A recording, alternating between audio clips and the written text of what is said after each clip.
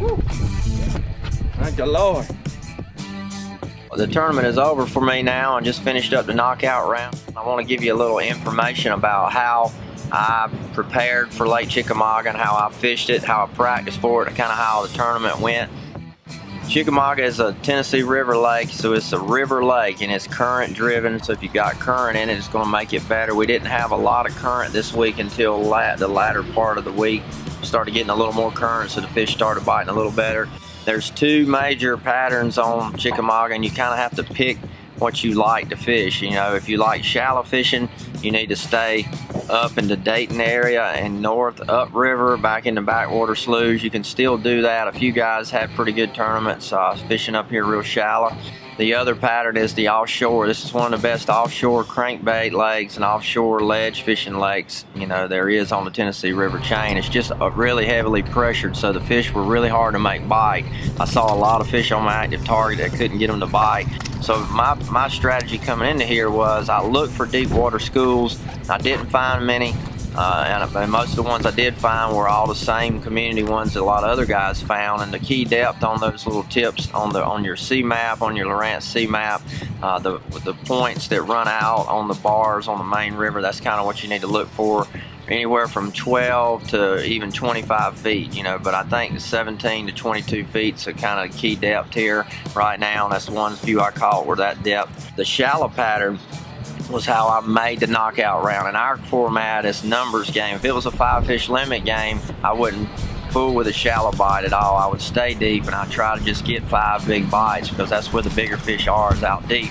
But in our format, with numbers counting so much, I knew I had to catch, you know, 30. I figured I was going to have to catch 30, 35 pounds in 2 days to be able to make the knockout round. That's exactly what it was. So I caught 36 pounds and I caught them on the Livingston jerkbait and a bladed jig.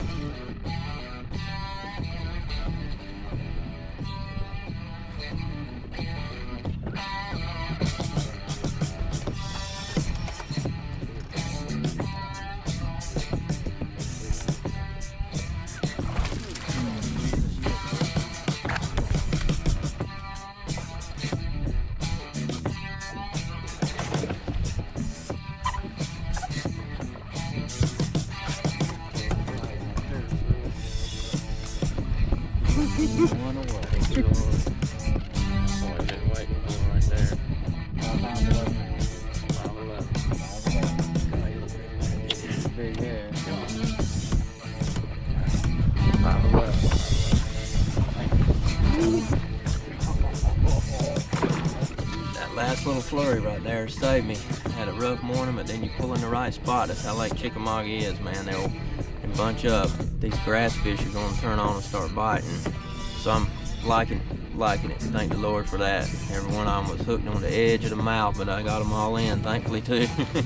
This is the 121 jerkbait, and I was fishing grass, 6 to 8 foot deep main river bar grass down on the lower end of the lake in that Harrison Bay area. That was a good way to catch them on that, and on the bladed jig, jackhammer with a Zako trailer, Yamamoto Zako trailer.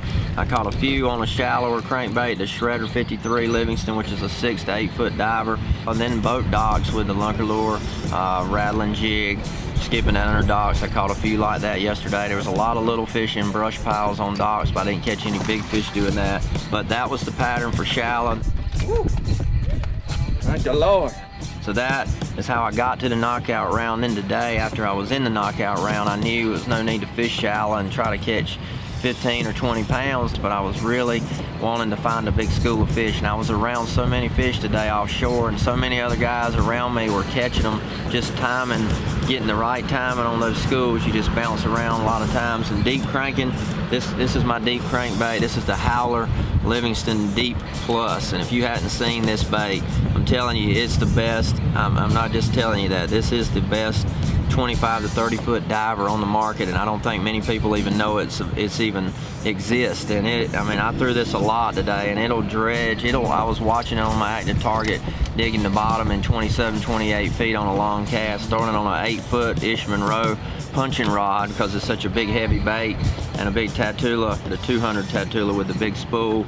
You can really spool it and throw it a long way. So this is a good way to find them out there deep, and then you can slow down and throw your big Yamamoto cut tail to 17 775 cuttail worm on a shaky head, or a football jig, spoon, hair jig. So the deep bite, that's what you need to look for if you're going for 5 fish, or if you're wanting to learn more about your graph offshore on this lake. That's where you need to be, and you need to be about mid-lake down toward the dam. That's the best area where most of the fish are being caught right now. And if you want to fish shallow, throw frogs and shallow water and grass with the jerkbait up Lake Dayton, up north of there. There's a few guys caught them up there too. So that's the 2 ways you can fish Chickamauga. So if you come here anywhere from June now, early June, all the way through, I think, to September, the offshore pattern is going to be probably the deal. And as it gets tougher with more pressure, drop shot, Ned rig baits, a lot of small finesse stuff is going to be better out there deeper than these big baits. They'll start to not be as good. So keep that in mind if you come Chickamauga. Hope you had some big ones. Have a good time here. It's a great lake, a great town here in Dayton, Tennessee. Thank you guys for following us. We got some valuable points here. Ready to move on to the north, start catching smallmouth. It's gonna be fun. You're gonna see a lot of Livingston jerkbait action up north. So y'all stay tuned. Thanks again for following us. Good luck. God bless. We'll see you on the water.